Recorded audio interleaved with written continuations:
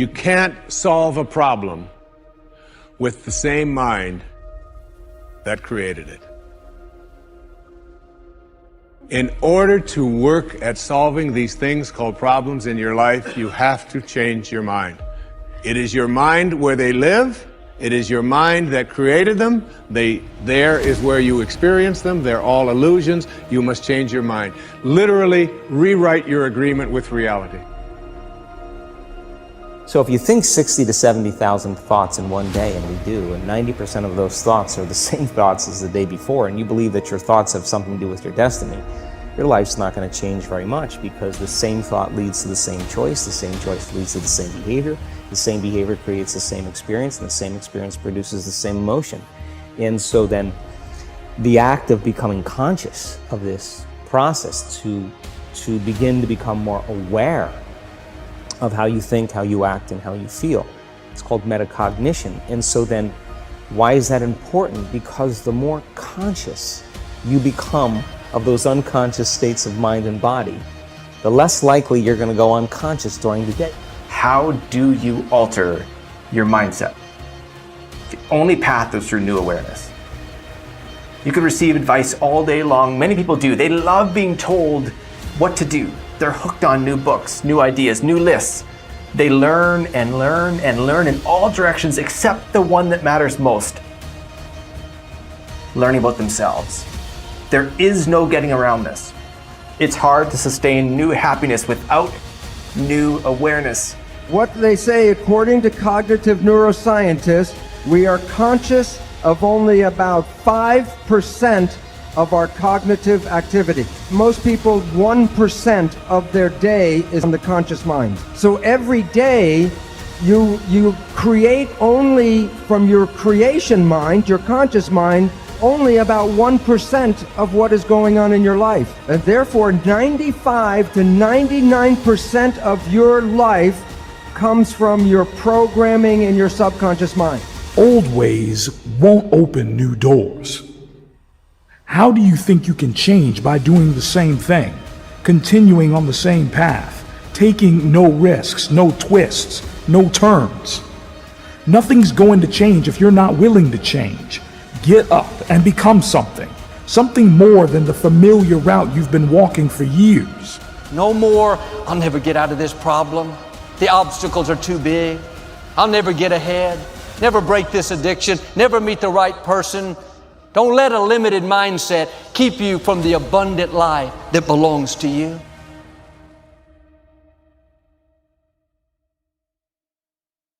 Only man has the godlike power to make his surroundings change to fit him, because his environment will change as he changes. A man's environment is a merciless mirror of him as a human being. And if he thinks his environment can stand a little improvement, all he has to do is improve, and his environment will improve to reflect the changing man. There's this mysterious subconscious mind of yours, and it runs below the awareness of your conscious awareness. So you're not usually even aware of what's going on in there, like what it believes or how it limits your life.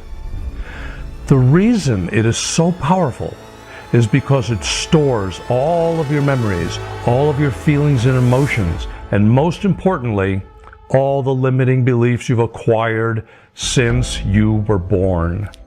You need to understand the subconscious mind of yours. Your subconscious mind rules your life. 96 to 97% of everything that you do is done as a result of your subconscious mind. And when your subconscious mind gets programmed, it goes ahead and responds to whatever it is your conscious mind has placed into it. This subconscious mind of yours is most impacted by your feelings. A change of feeling is a change of destiny. I think that we define reality with our senses, and I think that is one of the biggest illusions. So the fundamental question is, can you believe in a future that you can't see or experience with your senses yet, but you've thought about enough times in your mind that your brain is literally changed to look like the event has already occurred. Now, the latest research in plasticity says that's absolutely possible. And can you select a new possibility in the quantum field and begin to emotionally embrace that future every single day to such a degree that your body, as the unconscious mind, the objective mind, does not know the difference between the experience in your life that's creating the emotion and the emotion that you're fabricating by thought alone, to the degree that you begin to signal new genes in new ways to change your body to look like the experience has already happened. Begin to act as would the person you most want to become. Now that is, if you were already in possession of the goal you're shooting for, how would you conduct yourself in all of your affairs? Well, do it now, and tomorrow, and the next day. Begin now to act the part of the person you most want to become, and you'll end by becoming that person. Subtly, in little ways, in the way you dress, in the way you talk, in the unfailing courtesy you show to every person with whom you come in contact, begin to act the part of the person who has already achieved that which you're shooting for. The German philosopher Goethe gave us the secret when he said, before you can do something, you must first be something. When you behave like the person you most want to become, the things that person would have will tend to come to you. It's simply cause and effect. Don't be in too big a hurry. It takes longer to build a skyscraper than a chicken coop. Build slowly, steadily, and well. Then when you make it, you'll keep it. You'll stay on top. Our beliefs aren't always as conscious as we think they are. We may very well accept an idea on the surface, but if deep down we don't really believe it's possible, then our acceptance is just an intellectual process. Because calling upon the placebo effect requires us to truly change our beliefs about ourselves and what's possible for our bodies and our health. We need to understand what beliefs are and where they come from. Let's suppose a person goes to the doctor with certain symptoms and is diagnosed with a condition based on the physician's objective findings. The doctor gives the patient a diagnosis, prognosis, and treatment options based on the average outcome. The moment the person hears the doctor say diabetes, cancer, hypothyroidism, or chronic fatigue syndrome, a series of thoughts, images, and emotions is conjured up based on his or her past experience. That experience could be that the patient's parents had the condition, that he or she saw a show on TV in which one of the characters died of that disease, or even that something the person read on the internet scared him or her about the diagnosis. Once the patient sees the doctor and hears a professional opinion, the patient automatically accepts the condition, then believes what the confident doctor has said, and finally surrenders to the treatment and possible outcomes. And this is done without any real analysis. The patient is suggestible and susceptible to what the doctor says.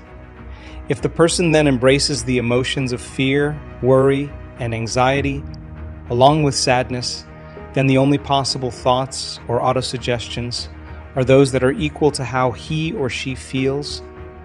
The patient can try to have positive thoughts about beating the disease, but his or her body still feels bad because the wrong placebo has been given, resulting in the wrong state of being, the signaling of the same genes, and the inability to see or perceive any new possibilities.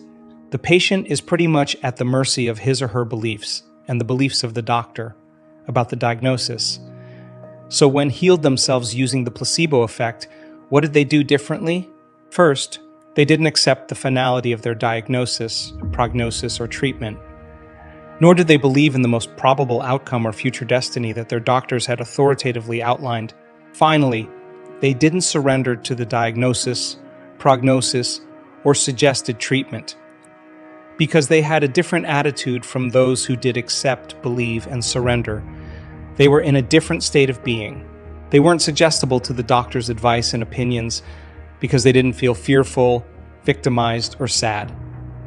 Instead, they were optimistic and enthusiastic, and those emotions drove a new set of thoughts which enabled them to see new possibilities. Because they had different ideas and beliefs about what was possible, they didn't condition their bodies to the worst-case scenario. They didn't expect the same predictable outcome as others who'd received the same diagnosis, and they didn't assign the same meaning to the diagnosis with the same condition. They assigned a different meaning to their future, so they had a different intention. They understood epigenetics and neuroplasticity. So instead of passively seeing themselves as victims of the disease, They used that knowledge to become proactive, fueled by what they'd learned in my workshops and events. As a result, these folks also got different and better results than other people who'd received the same diagnosis. Now think about the average person who receives a diagnosis and promptly announces, "I'm going to beat this." Someone may not accept the condition and the outcome the doctor outlines, but the difference is that most people haven't truly changed their beliefs about not being sick. Changing a belief requires changing a subconscious program.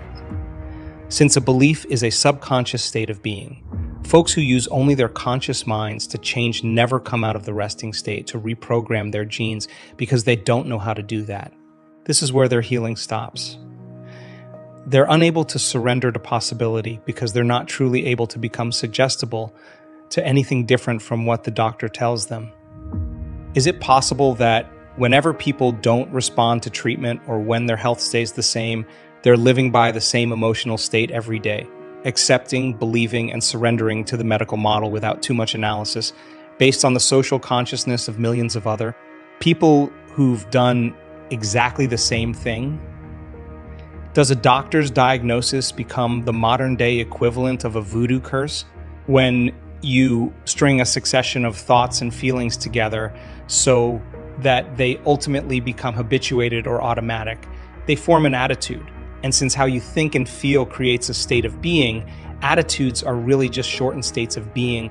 They can fluctuate from moment to moment as you alter how you think and feel. Any particular attitude can last for minutes, hours, days, or even a week or two. For example, if you have a series of good thoughts that are aligned with a series of good feelings, you might say, "I have a good attitude today." And if you have a sequence of negative thoughts that's connected to a sequence of negative feelings, then you might say, "I have a bad attitude today." If you revisit the same attitude enough times, then it becomes automatic. If you repeat or maintain certain attitudes long enough and you string those attitudes together, that's how you create a belief. A belief is just an extended state of being.